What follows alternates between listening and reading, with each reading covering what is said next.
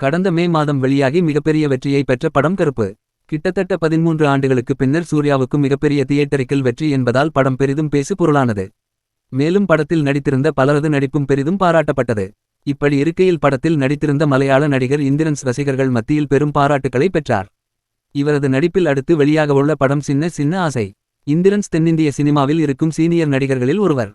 நாடகத்திலிருந்து சினிமாவுக்கு வந்த நடிகர்களில் ஒருவர். இவர் நடித்த பல படங்கள் மலையாள சினிமாவை கடந்தும் பெரிதும் வெற்றிகளை ஈட்டியுள்ளது. குணச்சித்திர நடிகரான இவரது நடிப்பில் பல படங்கள் வெற்றிக்கு முக்கிய காரணமாக இருந்துள்ளது. கருப்பு படத்தில் கூட சூர்யாவின் கைகள் முழுவதும் நகையை வைத்துவிட்டு எனக்கு ஜிபே பண்ணத் தெரியாது சார் என்று கூறி அழுது கொண்டே நடந்து செல்லும் காட்சி மிகவும் முக்கியமானது. இப்படி இருக்கையில் நடிகர் இந்திரன்ஸ், நடிகை மதுபாலா உள்ளிட்டோர் நடிப்பில் உருவாகி உள்ள படம் சின்ன சின்ன ஆசை. இந்த படத்தை வர்ஷா வாசுதேவ் எழுதி இயக்கியுள்ளார்.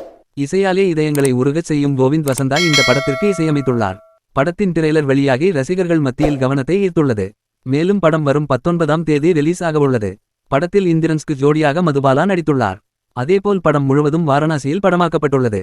படத்தின் பெயர் சின்ன சின்ன ஆசை என்று இருப்பதால் தமிழில் மதுபாலா நடித்து வெளியாகி மிகப்பெரிய வெற்றியை பெற்ற படமான ரோஜா படத்தின் தாக்கம் இந்த படத்திற்கு இருக்குமோ என்ற ஆவலான கேள்வி ரசிகர்கள் மத்தியில் எழுந்துள்ளது.